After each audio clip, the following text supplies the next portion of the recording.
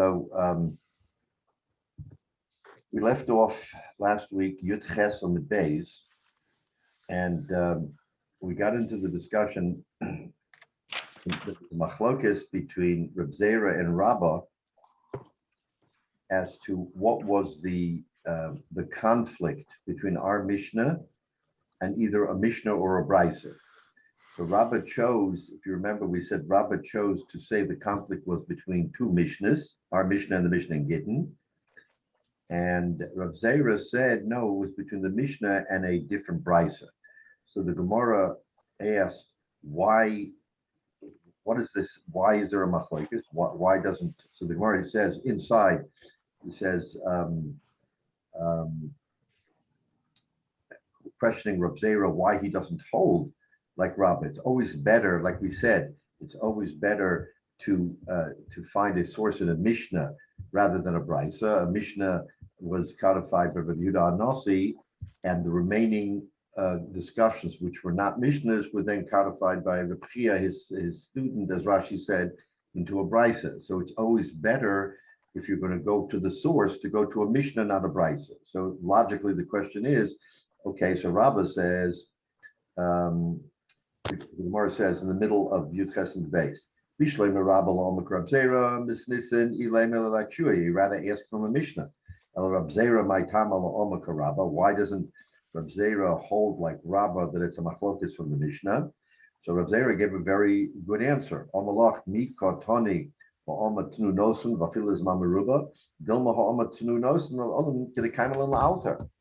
If we look at Yud Chesam and Aleph, where right in the beginning of the Gemara, where the Gemara interprets the Mishnah and says, Tama de Limlach, the reason why he didn't give it to him because he changed his mind. The Gemara is interpreting that when he said Tanu Nosen, it means Zman Meruba. Reb Zera says, how do you know that? The Gemara is interpreting, but the Mishnah doesn't say it. So in other words, Reb Zera is saying the reason why I don't ask a stira from that Gemara and Gittin to our Mishnah is because our Mishnah never said that Tanu Nosen means he gives it back to him Zman Meruba. How do you know that? It doesn't say. Maybe it means only if he returns it right away. Therefore, he chooses to use a Brisa. Which Brisa? The Brisa that we said a little bit further up on Yud Chesam and Aleph, Motza get Isha B'Shuk. If you found a get in the marketplace, is Man Shabal Moda Yachsa the Isha. If the Baal says, sure, I gave it to my wife, and there's no stipulation on time, so it could be any time. And that's very clear that it could be any time. We don't have to extrapolate only, yes, it means Man Meruba. It could be anything, it's wide open. So therefore, he prefers to learn the stira from a Brisa and not from the Mishnah. All right, that's how we left it. And then we said one other thing last week. Lamanda Amala Rab Chia. So this is where we were picking up. Lamanda Amala Rab Zera. Excuse me, Rabbi. Yes. Michael just showed up and he has some refuah shlemas. Thank you, Jay. Sorry, Rabbi. Prosper Ben Aliza. Prosper Ben Aliza. Zora Bas Esther. Zora Bas Esther. Marissa Bas Tobi. Marissa Bas Tobi. Thank you. Yeah. All right. So then so now we said the Gemara says a little bit beyond the midpoint of the daf. Lamanda, the first line, the first words. Lamanda Omar the Reb Zera b'mokum sheshoros mitzuyos.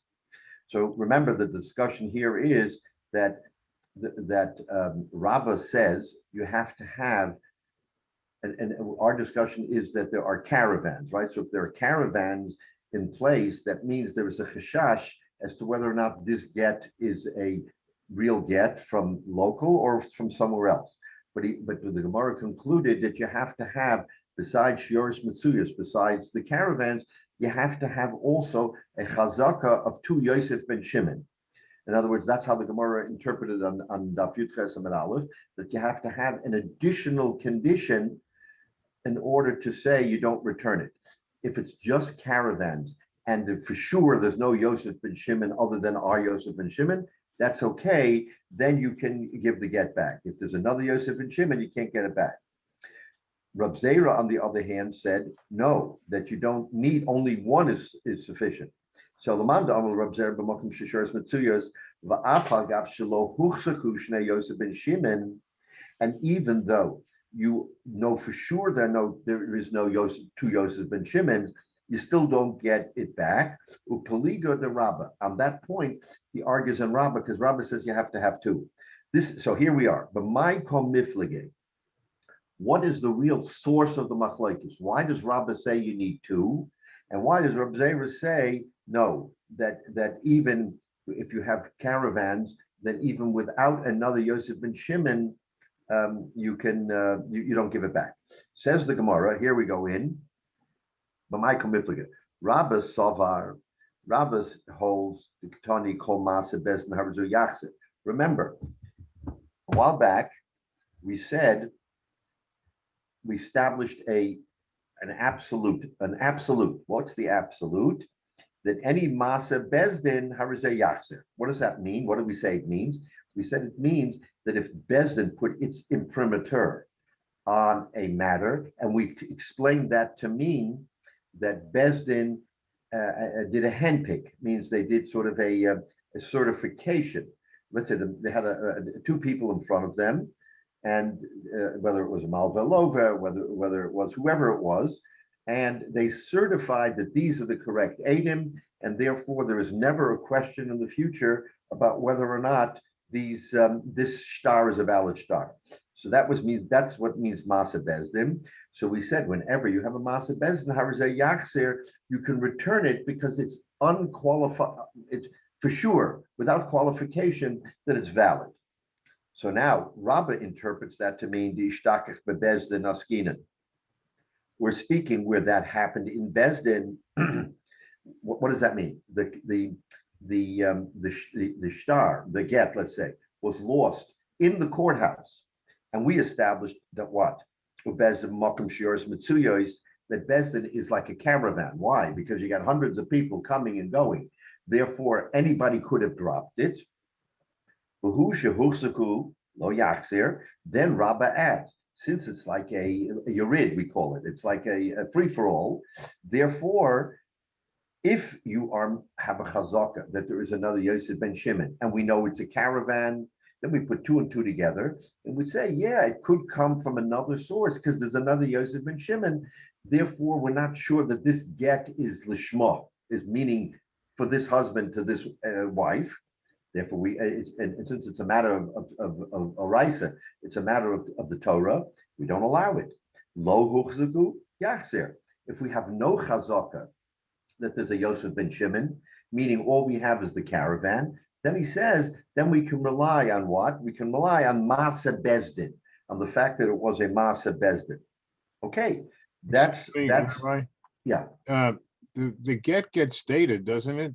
But that date doesn't help anything, it seems. It doesn't help. Why? No, it doesn't help because remember, in those days, they wrote the date of the get, and then they would have a shaliach. The shaliach could take 5 weeks to get to the wife.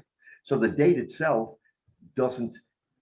So there's no controls possible to resolve this ambiguity. That's correct, because what happened here, he was traveling overseas, so clearly it could take a month, 2, 3. That was not the issue. The issue was once he lost it, it wasn't in the chain of custody. Then we worry that it's an alternative get from another couple who are giving it, and therefore it's not lishma, it's not for her. And since this is a matter of midoraisa, it's a Torah bound requirement, you have to have absolute certainty. We don't have absolute certainty. So Rabbah comes along and says, you know what? Okay, it's bad enough that it wasn't a caravan, but I'm not going to let that sway me, because if we don't know of another Yosef ben Shimon, then I'm going to say that since it's a Masa Bezdin, right? A get is a Masa Bezdin, and the halacha is Masa Bezdin Harzeh Yachse. You can return it to the person who claims he lost it.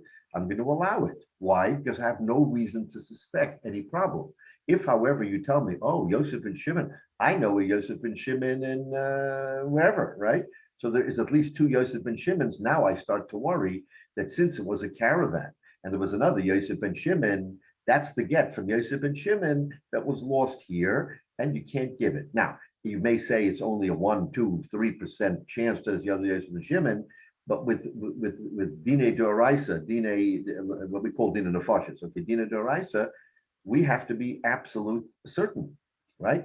So, okay, and we're going to see that there's a chilik between Dina Mominus and Dina Nefashis, or Dina Deoraisa, because Dina Mominus is not Midoraisa. It's a rabbinic decree. So we have a certain measure of leniency that we allow. But in Doraisa, you can't allow a leniency. It's got to be airtight. Question. What? Yeah. So Okay. it just seems to me that we have a lot of times, and I know we have it on a lot of documents. I know that maybe it wasn't standard on the get to say the city, and it seems to me that the simple solution would be if you give an address, if you know the exact addresses, say so as of the date of the date of the get or whatever document it is, this is Yosef and Shimon who lived at at the corner of Main Street and Oak Street.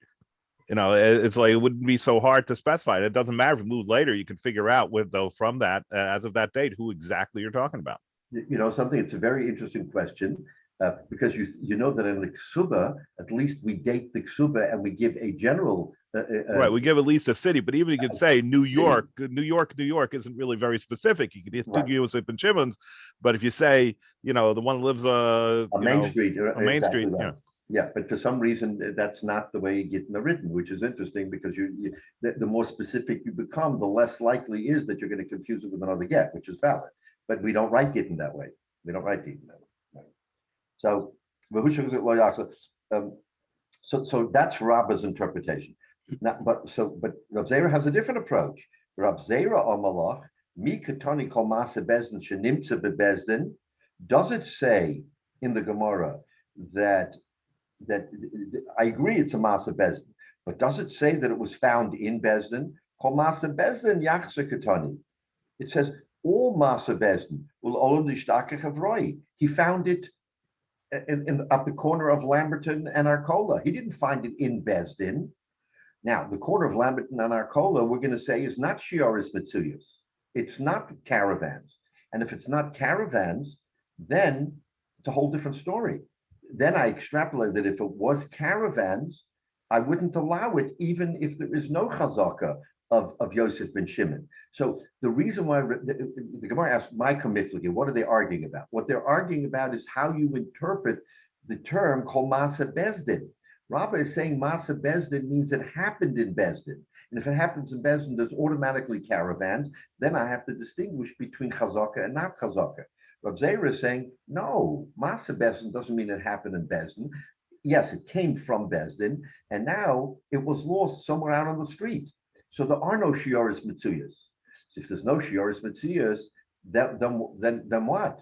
So therefore, he interprets that if it was shiuris mitzuyas, it wouldn't matter if there was no Yosef ben Shimon. Even without Yosef ben Shimon, shiuris mitzuyas is enough of a deterrence for us to say that you do not return the get. Now, I said last week that now we're going to understand the source for Rav Huna. Remember that on Daf Yud Chesam on the bottom, we said Omer Rav Huna, that Rav Huna said that what? Chashinin l'shnei shvirei. Remember by the case of Shvirei, the town of Shvirei, which is on the river Rakis, and we said Rav Huna came out of the blue, and he said, no, it has nothing to do with Yosef ben Shimon. It has to do that I'm afraid there's another Shvirei. Where is there another Shvirei? It doesn't exist. But since he doesn't know with certain Rav Huna that it doesn't exist, he, in his mind, says there may be another Shvirei, I won't allow it. Where does he get that from? He gets it from Rav Zera. Rav Zera is the source of Rav Huna's interpretation that you could make up a suffix. He's making up a suffix. It's not as if there was an announcement, oh, there's another Yosef ben Shimon, there's another Shviri. I got to worry, there's another Shviri. He, in his mind, says, you know what? There may be another Shviri. And if there's another Shviri, how can I allow this get? He is so machmir that he says, I can't allow it. Where does he get it from? He gets it from Rav Zera. Because this Rav Zera, who argues on Rabbah, tells us that if there was a caravan, even without two Yosef ben Shimons, meaning what? No chazaka, I still won't allow it. That's what Rav Huna says. I won't allow it. I don't care if I don't know.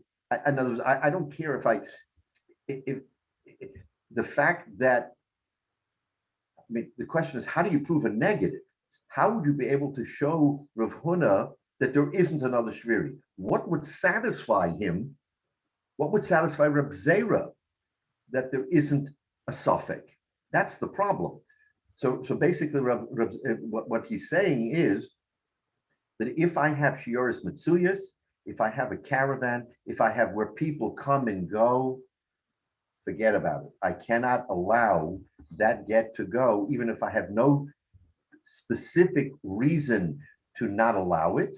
But in my mind, there is even a fraction of a percent that there exists another place in another, who knows where, another universe, maybe, but another place where we have these two parties who may have given a get.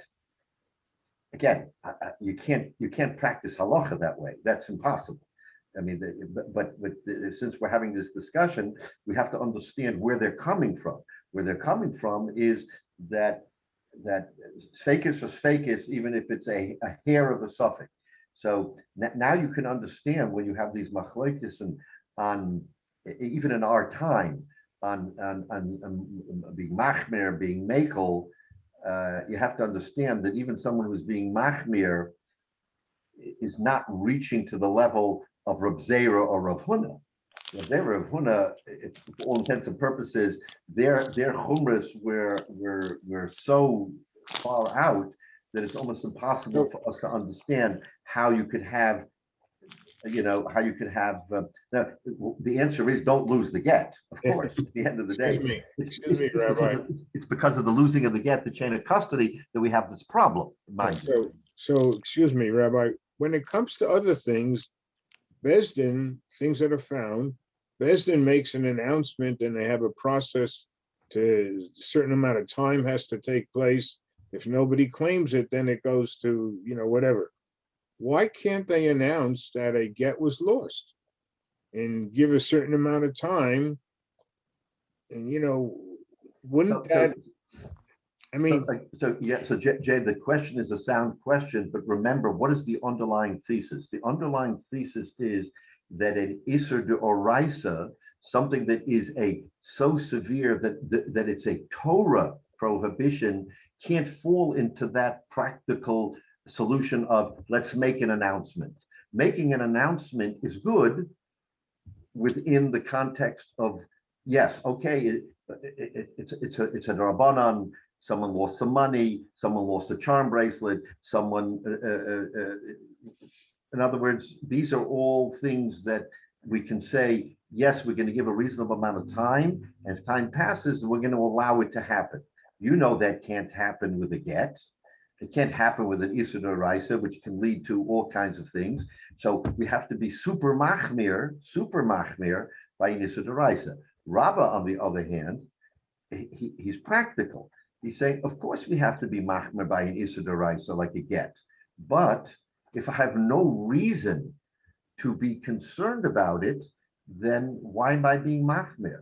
In other words, how does life go on as we know it if you're going to say, stop?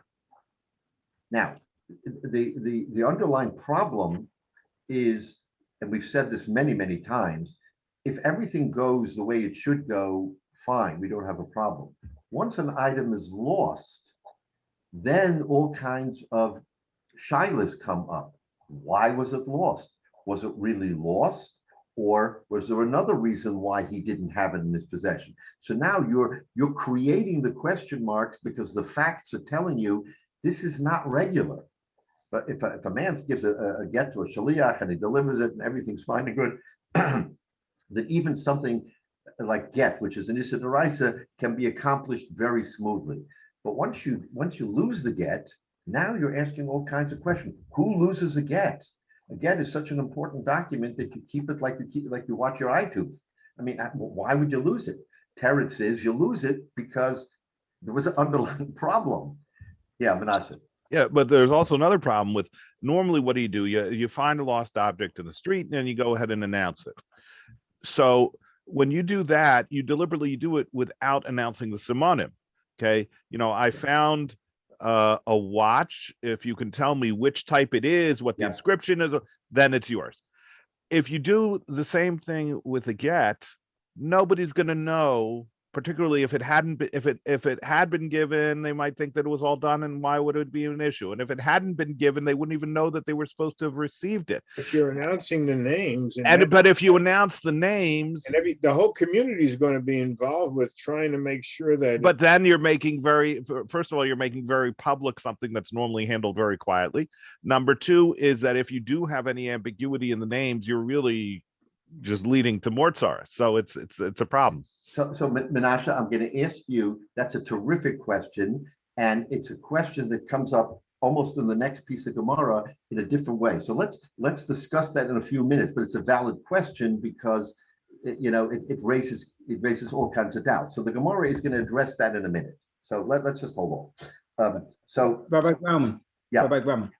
Question. We have so much Gemara about what happens if they lose it, or what we're discussing right now. The same way we're so stringent or machmid about that, why don't we have the same thing? If you've given somebody a divorce, you make sure right at that time that it's removed or ripped up or torn or it's fulfilled. And that's it. It would have been so much simpler than writing volumes of why if they don't, when they could do it very simply with this transaction to take place right at that moment. So that very fine. The question is, human nature being what it is, they don't rip it up right away. Human nature being what it is, they dawdle. In other words, you're right. In a perfect world, you have the answer. A gives the get, gets received.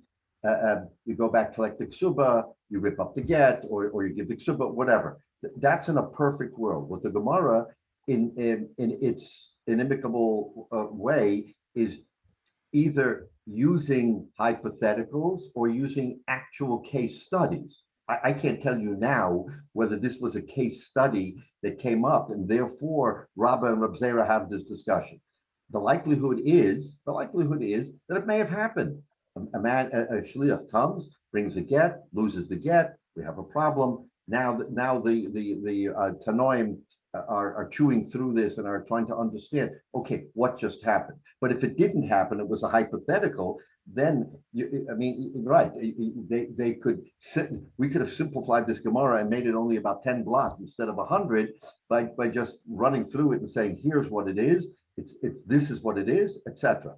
But then we wouldn't have the nuances of all of the variables, what happens if, and you see, you're right, the Gemara goes into great pains and much language is written about what happens if, and we have a havamina, and maybe the havamina is not right, but if it is right, then in other words, simple is better, but Lamaisa life isn't simple. So everything that happens in life, now, is everything covered here?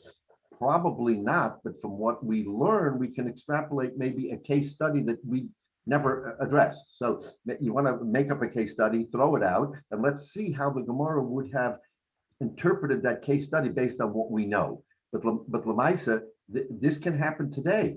I mean, what we're talking about a gittin can certainly happen today, where a person sends it with a shliach overseas and he loses it, or something happens, etc. I mean, that's just human nature. It happens. It's not that simple, which is why you're right. But in saying what you're saying, you're just assuming a perfect scenario. We know nothing is perfect. So the Gemara is just trying to create scenarios, not just to pluck them out of thin air, but things that could happen, would happen, might happen, and how we address them. Well, if it's so important, then if you don't do it and fulfill it, if you lose it, well, it's the responsibility of the shliach. It's no longer the person's responsibility. No, but at the end of the day, the get must be given, regardless of who's at fault. Let's say the shliach's at fault. Shliach's totally at fault, but what's that going to do for the parties? The woman still has to be properly divorced, and if she doesn't get that get and she's an Ashes Ish, you can't say I'm remarrying and it's on the shliach. The shliach is the one who's going to be responsible if I marry and have children under that get. I mean, that doesn't. And let her redo it right then and there. do the divorce and have them deliver it immediately, right? Well, The whole get- problem. No, the whole- that's the shaila here. That's the shaila here.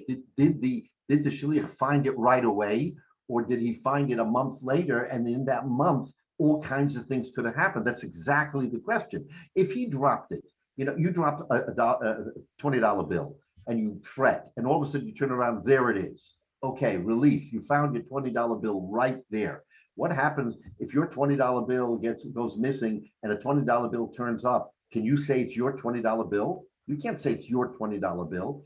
Okay, and again, hold off because we're going to be talking about simonim in a minute to Menashe's question. So we're going to have a very interesting discussion on that. But the bottom line is that if you lose it and it's a get and it has so many particulars, if you lost it in your house and you found it, no question. You lost it on the street in front of your house, maybe no question.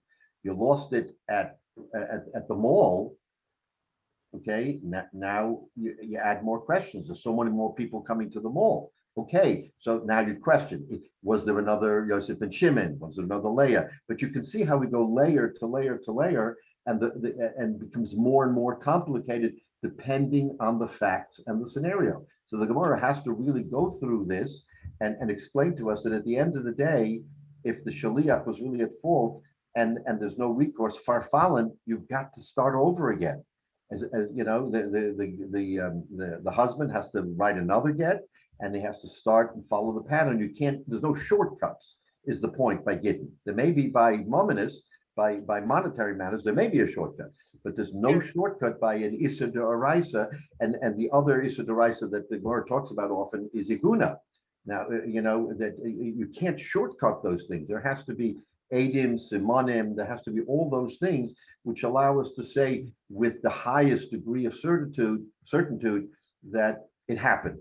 And then, and again, we're only human. So if it's 99.999, okay, fine.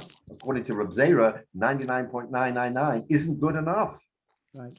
Okay, it's good enough. I always worry that there is another factor out there that I don't know, and therefore Reb Zera ties himself up in knots. And he said, you know what? According to Reb Zera, if you lose that get, there probably is no way ever that you can give that divorce. You have to start again. I can't imagine. I mean, the Gemara doesn't say it, but as a practical matter, how else would Reb Zera allow a get if he's worried about something that may have such a minute fraction of a percentage of happening or being, and we'll never know it, because we'll never know if there's another town somewhere in an unknown part of the world that has the same name with the same people. And if he's worried about it, how are you going to overcome it? You'll never overcome it. So if he knows that he's sending a get through a shliach a long distance, if he just writes two gittin and hires two shluchim, then you but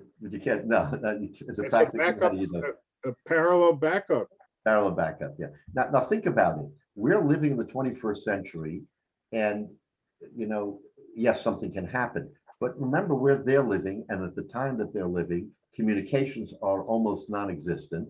It takes forever to go across the country, let alone to another part of the world. I mean, you have so many complications, which to us is simplified today. So today we have other issues. Okay, let's call it. There's a different set of maybe complexities, but based on what the halacha was at a time and place that to us is like, I mean, it's unbelievable. So that's the halacha. Now, what we say is, of course, that's the halacha, and then we pull it forward and say, so today, what would be a circumstance in today's world that would parallel that would make it so much more complicated? I mean, today we have instant, we have FedEx, we have instant shluchim, and there's so many more safeguards. But if we stopped and contemplated it, we might find a scenario in today's world that sort of equates to the problems that existed then, and we would ask the shaila here. I mean, that there are volumes and volumes of shilas and chuvas that are written today on today's issues. again, not the same issues that occurred 2,000 years ago, but more complexities today. So we're trying to put ourselves in a mindset, and you're right, you asked the questions about, let's give two gets, let's preserve it, let's do this, let's do that. I mean, that wasn't what they were doing. The Torah says you write a get, you write a get. The Torah doesn't say write two gittin just in case one doesn't get there. That's not what you do here. So yes, at the end of the day, if that get gets lost or there's a shaila, you have to write a new get for sure. But you don't start off by writing extra gittin because of it. Okay, let's just move on because it's a fascinating. So that's the chilik between Rav Zera and Rabbah.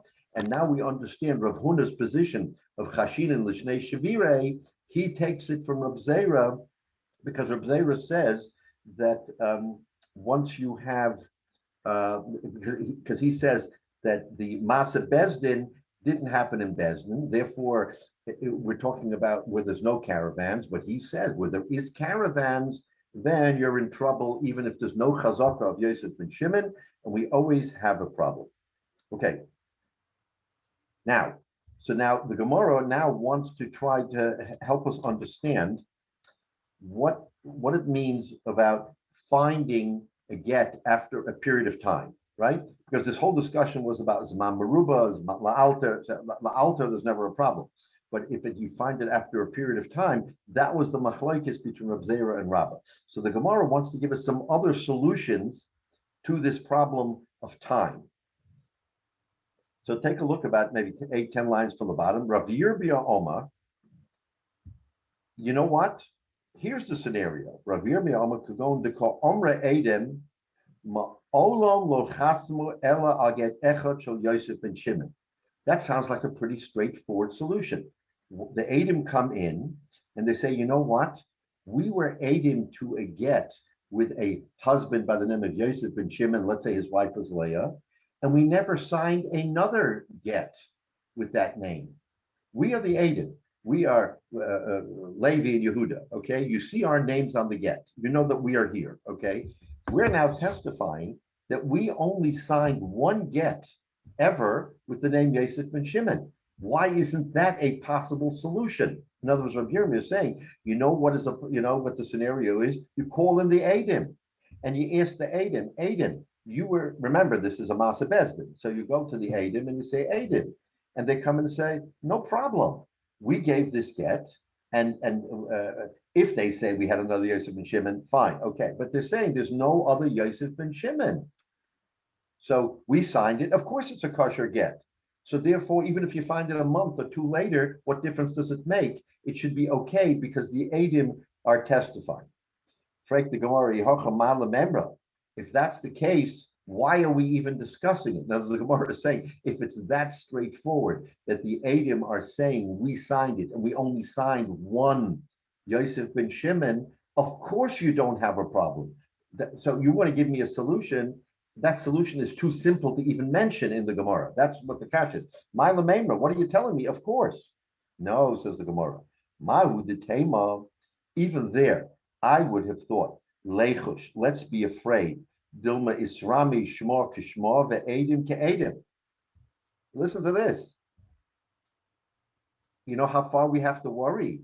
We have to worry that maybe not only were the two Yosef ben Shimons, but there were two Levi and Yehudas, two Edom by the same name who signed the same get. I mean, you're talking about straining the mind to accommodate cases. What's the likelihood that two witnesses by the same name sign two witnesses of the same parties? I mean, come on, is that even logical? Yet, that's why the Gemara has to say it, because otherwise the Gemara says, if you got two witnesses who come and say that, it's a slam dunk. There is no question. Says the Gemara, no, there is a question, because maybe we're afraid, and this goes back to the Rav Huna theory. I've got to conjure up a circumstance that I have no reason to believe, but as much as it strains the imagination, it could happen. And if something in your mind could happen, you have to assume that it might happen and that it happened. So again, you're seeing, what's the issue? The issue is, how far do you go for a davar deoraisa, where there is a Torah prohibition, where does logic end, in fact, begin? Where does hypotheses end? And that's really the machlokes. The machlokes, what we're trying to dissect is how far do you go, to what end do you go to say, I no longer have a concern? And that's what the Gemara is trying to tell us. The Gemara is trying to tell us that even though the likelihood is a fraction of a fraction of a percent, but the fact, says the Gemara, that if it might happen, I have to, so that's the machlokes. Rav Zera says, I have to be worried about it. Rabbah says, I don't have to be worried about it. The halacha, of course, is like Rabbah. I mean, as a practical matter, we would have no existence if everything was considered to a possibility of almost absurdity. I won't say it, but almost absurdity, because what's the likelihood?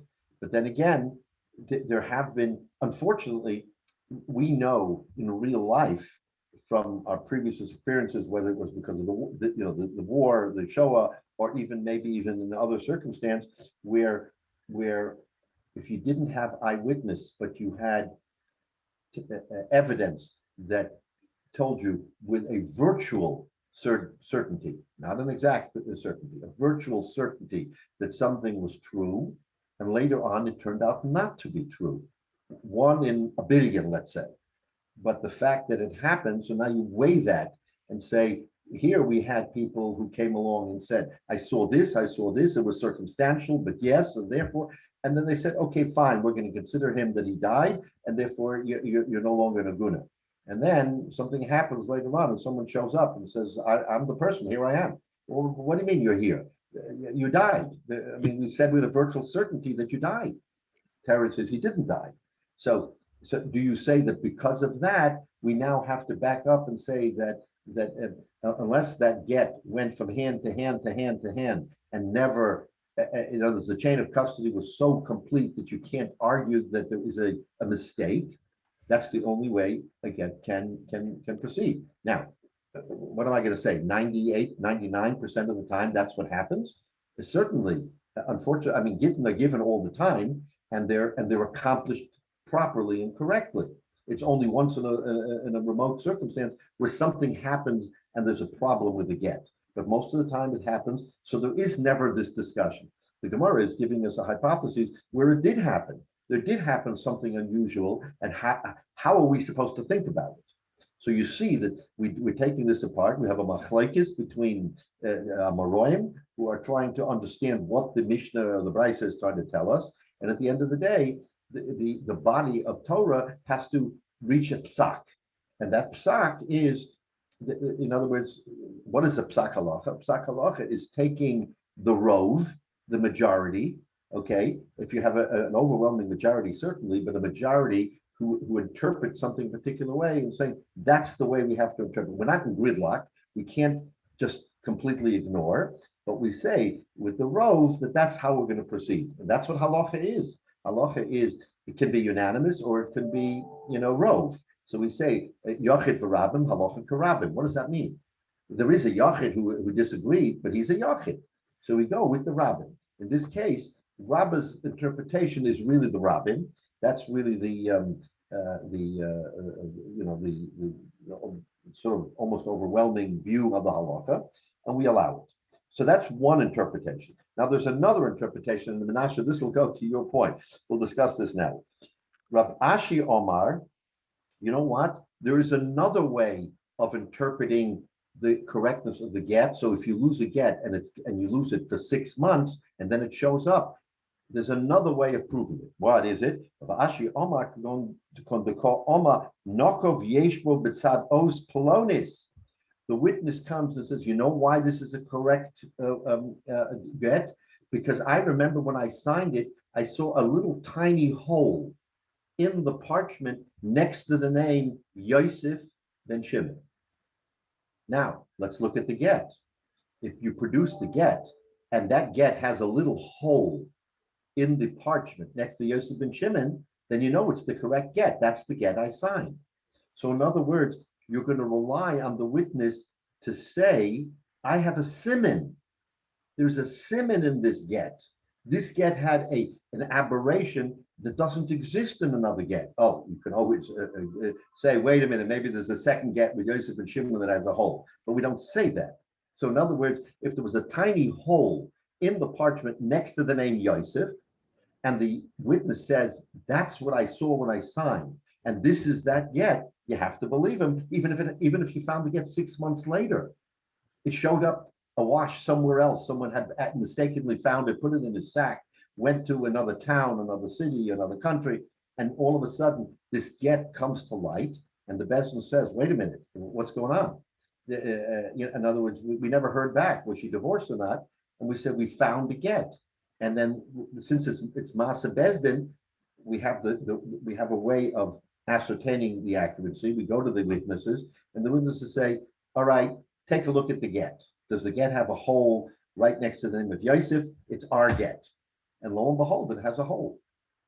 So Rav Ashi is saying, what is Rav Ashi saying? He's saying that a siman in the get is a way of proving the get. So Rashi, Omar, Omar Nokav Yeshbo B'tzad Ois Ploni. Now, V'dafke B'tzad Ois Plonis. Rav Ashi says, I'm only limiting this to where he says there was a hole next to the letter of Yosef. Aval Nokav Ba'alma Lo. If the witness comes and says, no, you know what? I remember that there was a hole in the get. Yeah, somewhere in the get there was someone had pierced it. Maybe the sofer used up a pen and it went right through the parchment. Who knows? Rav Ashi says that you can't rely on. If you come and tell me a specific siman, a hole next to Yosef, that's a siman. But if you tell me there was a hole in the parchment, that I can't accept as a valid siman. Now, why? Why is that? Back to our source. Rav Ashi misapkele simonem idoraisa idorabonon. Because Rav Ashi is mesupik. Rav Ashi has a doubt whether simonim are min Torah or only midrabanan. Okay, what does that mean? What it means is that if you're going to rely on a siman and you're going to say that, you know how I identify a document? By something unusual on the document. So Rav Ashi is going to say, if it's a matter of drabanan, means dine mominis, monetary matters, commerce, okay, I can rely on that because it is a siman, and I can say you proved something, and therefore I'm going to allow, let's say, a shtar chov or any other dine mominis. But again, when it comes to a matter of doraisa, for which we are absolutely have to have 110% proof, I'm not going to allow a Isser doraisa to be swayed by a fact that there was a hole in the document. A hole next to Yosef and Shimon, yes, because that's as specific as you can get, and there's no. Let's just say there's no likelihood that two Gittin will have the same name and everything, and a hole next to Yosef ben Shimon. I mean, that strains the mind to the point of total incredulity. However, a hole in a piece of paper or a hole in a parchment, that's not so incredible. So Rav Ashi is saying that even though I say that the way you can prove this, that would be a solution. How are you going to prove, in what circumstance can a get that was found months and months after it was lost be correct? I'm going to say it's because it had a hole. But where was the hole? If the hole was specific to a place that is so unusual. Rabbi Yirmiyah wanted to tell us about Adim. So we said, Adim, okay, Adim, I'm not so sure about Adim. Maybe there were two Adim with the same name. Okay. Rashi is saying, if it's a siman and you want to use a siman, I'm going to allow the siman if the siman is such that it is virtually impossible to duplicate that siman. So now what's the degree? A pinpoint hole next to Yosef ben Shimon, that can't happen. A pinpoint hole in the get, that can happen. So therefore, I'm not going to allow a regular hole. I will by the Rabbanon, but not by the Raisa. But a pinpoint hole in a place where it can't be in another get, that I'm going to allow. So again, what does he say? We extrapolate from this. Now you see, this gives us an example of what might be a way to overcome the problem of losing a get. You lose a get and it's 6 months later and you say, okay, do I have to start from scratch? Now you find out that the get was found. What will allow me to use this get? So Rav Ashi is saying what allows you to use this get is a siman, but it has to be such a siman that you can't duplicate it. So for our purposes today in 2021, this circumstance, if it happens and you have a siman that is so particular that you can say something that can't be replicated, in other words, has to be, we'll allow it. But if it's a siman ba'alma, if it's just, yeah, there was a hole in the document, that, in other words, that standard of proof is not sufficient to say we're going to allow an Issa Doraisa, Rabbanan, yes, but not an Issa Doraisa. So he's giving us an example of how, again, that's what the Gemara does. So now you if you have a situation today that approximates this, now you'll understand that you can use a siman, but only a siman that's so unusual that it can not appear anywhere else, pretty much.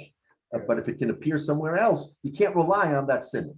So when it comes to the names, when you have Yosef ben Yaakov, whatever, when you have people that have middle names, you're really reducing the probability that somebody is, it's going to be, no matter what, you're not going to have Yosef Moshe ben Yaakov someplace else. Right. So Absolutely. does that The more take you can down distinguish, the more you can distinguish, the greater the likelihood that this is a correct get. You're right. So is the middle name as good as a hole in Well, yeah. the name? Look, if you say it was Yosef Yaakov ben Shimon, now you've narrowed the world down to Yosef Yaakov ben Shimon, not just Yosef ben Shimon. Again, what do we say in Iksuba? We have the name of the chassan, the name of the kala, the place, And the Adam. and the Adam. Now, you had a good question earlier. Why don't you just say it was 321 Main Street? I mean, now you've really narrowed it down to how many Yosef ben Shimons are there on 321 Main Street. So again, Chazal, it's a good question why they didn't. They didn't. I don't know. I don't have the answer to that. Why they didn't give an address. That would certainly have been. I guess they figured if you said Yosef ben Yaakov or Poe, or Baltimore, Maryland, or Silver Spring, Maryland, that was enough of a qualifier that giving you specificity, right? Here's the problem. The more specific you become, the greater the likelihood you may find a psul. Let me give you an example. If you said 321 Main Street, and it just so happens that maybe the Kala was not living there at the time, then you could say, it's possible she wasn't living at 321 Main Street. Maybe her parents were there. She was up in college in New York, and she wasn't in 321 Main Street. So in other words, the more specific you come, it's what we call kol hamosiv goreya. The more you add, the more you take away, you create a problem. So the Chazal said, you know what? We're going to give you a picture, but we're not going to fill in all the numbers, painting by number. This way, we don't ruin the picture. So we're going to say Yosef ben Shimon and the Kala Leah, Poe, Silver Spring, Maryland. Fine, okay. Now we've covered ourselves. This way, if someone has a shaila, they're not going to worry about it. It was Silver Spring, Maryland. Was this? Was that? So again, the question is how far down the road do we go with this? But okay, so that's the answer here. Let's just quickly look at Rashi because I want to just see if we can do one more thing here to conclude this. So Rashi says. Rabbi Yirmiyah Omar, a little further on, Rabbi Yirmiyah could go on the Omri Adam Hakasumim Boma Olam Lo Chosmu. Now, the Adam themselves can give testimony to the whether they sign. The Dafke B'Tzad Ois Plonis. So what do we say? That is only if that's particular letter. The Havale Siman Muvhak it's a absolute. Mufak means clear, absolute. It's an absolute perfect siman. Ba'afilu im timtzalom gabe chazoros aveda. B'simonim de boilam lekamen de oraisa o de rabbanon. In other words, the Gemara later on in our Masechta has a question of whether or not simonim are valid midoraisa or drabanan. Afilu pashtus simonim drabanan yesh lismak al simon muvak kezer l'mashra eshish is doraisa.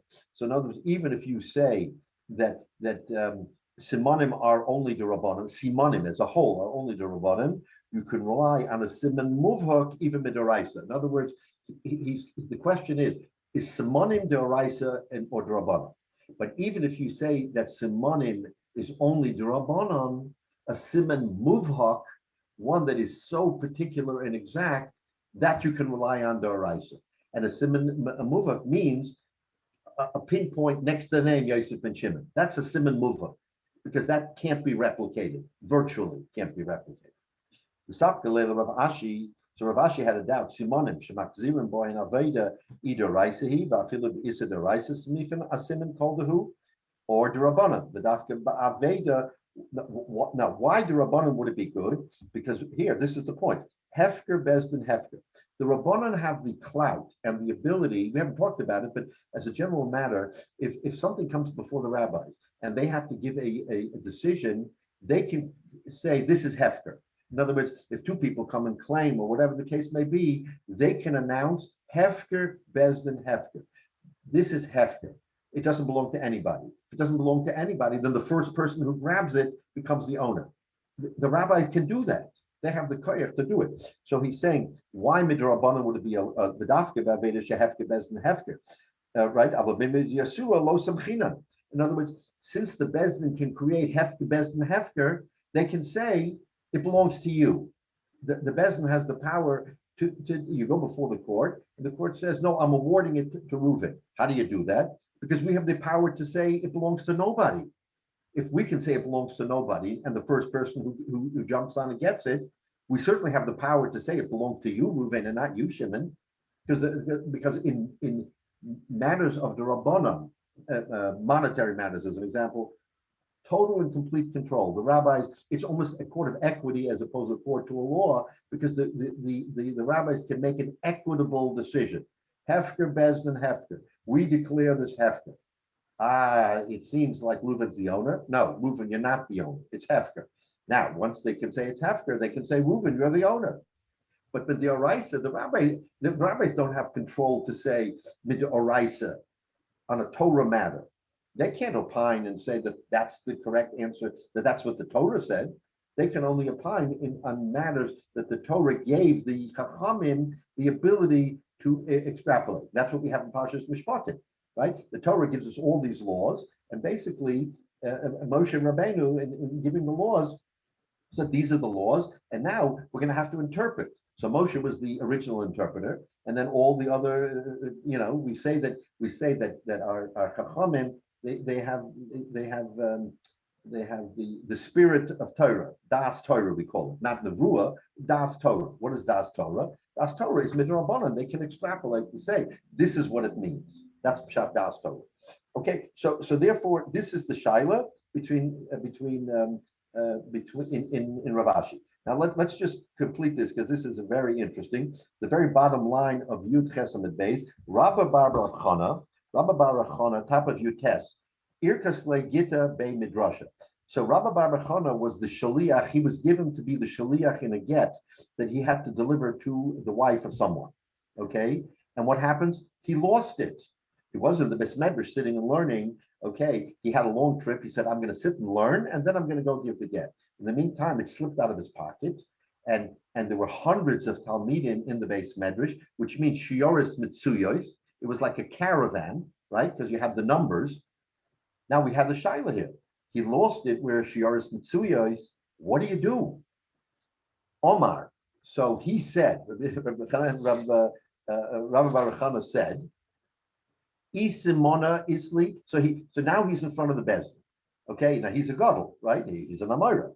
So he says, Isimona, if you're going to hold and I need Simonim, Isli Begave. I can give you a simon. Itavias Eina. isli begave. Tvias Eino means, okay, we'll see Rashi in a minute. Tvias Eino means that I am the Shaliach, I know this get. I know how it was written.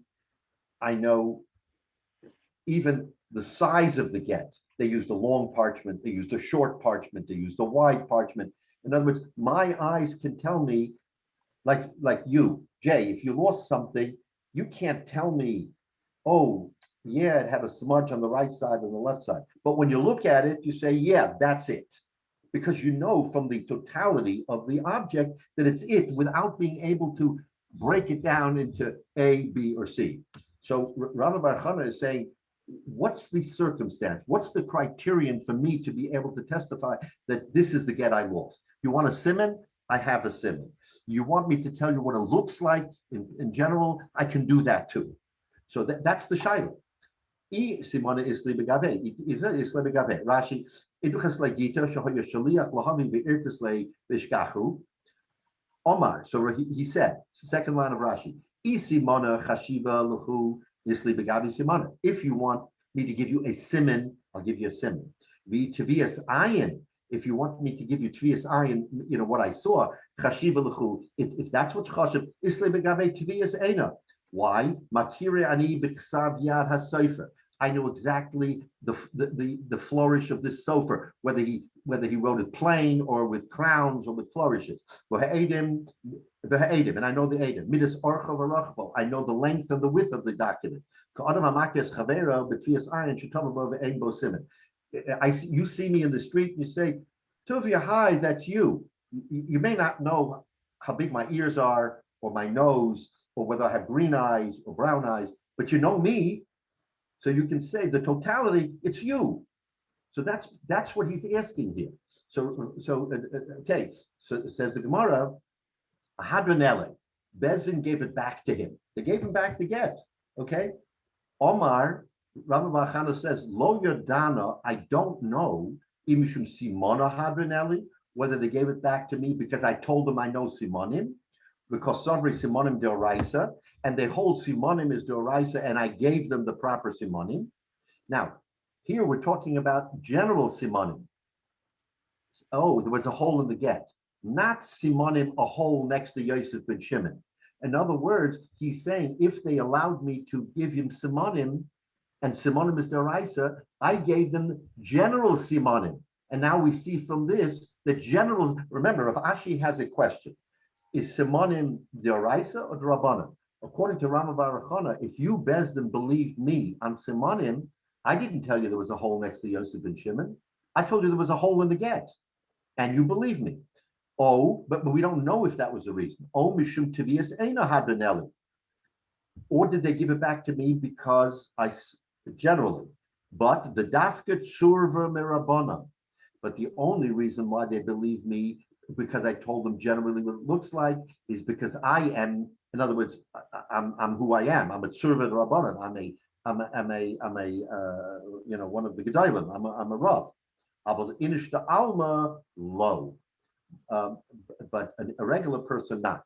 So what is Rama Bar Chana is clear here? What he is saying is, this is what happened. I lost the get. I came before Bezdin and I said to Bezdin, I lost the get, but here the get is found. Now, how are you going to allow me to continue my shlichus to give the get? Do you want me to give you a simon? I'm going to give you a simon. There was a hole in the get. Do you want me to tell you everything about the get? I'll tell you everything about the get.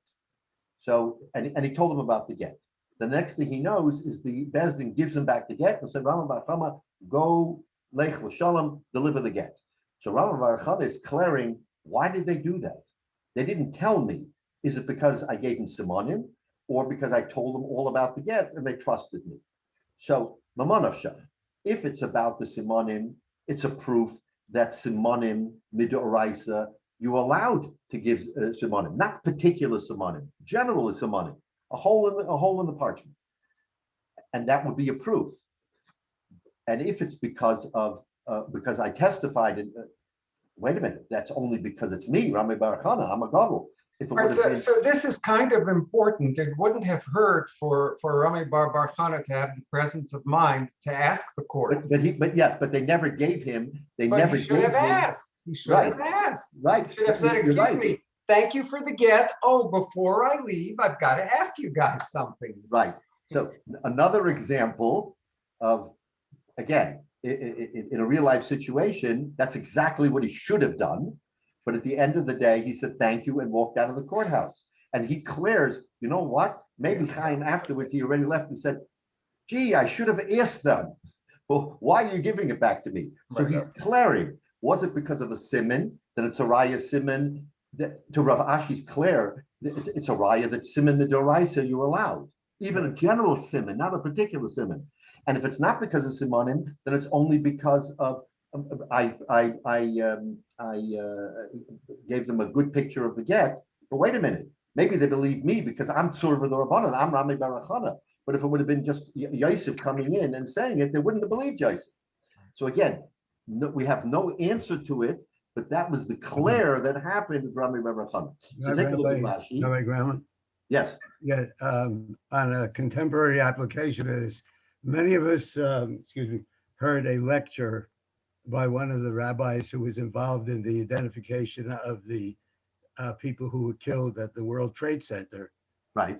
And there were also many Israelis, unfortunately, who were involved there too. There was a debate between the American rabbis and the Israeli rabbis as to whether they could use DNA as a siman. Right. The American rabbis wanted to do it. The Israeli rabbis were very reluctant. And I think the point is the Israeli rabbis had to be convinced, this being a matter of derisa, of course, agunos, that the DNA was not just a general siman, but very, very specific. Had to be convinced of the accuracy Correct. of the DNA. So you couldn't have an alternative. Oh, no, we can't be. The American rabbis had to convince the Israeli rabbis that the DNA, it'll really tell you what Exactly is the body of a person who was killed in the attack. Right. So that's a wonderful example. And again, to our contemporary society, the greatness, again, I say this again and again all the time, the greatness of Rav Moshe is because Rav Moshe consulted with his son-in-law, Rav Tandler, or with others to understand the halacha, and he gave a psak. Now, if his psak was more makel than other rabbis, which it was, by the way, in a number of very controversial circumstances, he gave a psak based on seichel, knowledge, not just happenstance. And he said, the halacha is like this. Another Rav, for whatever it is, and I'm not going to go into it, but another Rav says, no, I can't accept that's the interpretation. Now, at the end of the day, did the Israeli rabbis come along? What was the maskana?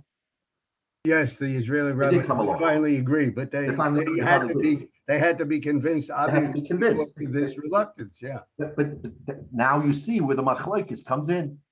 Okay, so some of them may have had greater knowledge, or maybe again, Rav Moshe took a lot of heat, but ultimately he said this has to be the halacha because Lamaisa, without going overboard, we have to be mekel, not machta. He wasn't mekel to the point of taking a halacha deraisa and saying you can't where you shouldn't, but he's saying the whole purpose of halacha is not to say no, because no is no. It's easy to say no. The fact is to extrapolate and find a reason.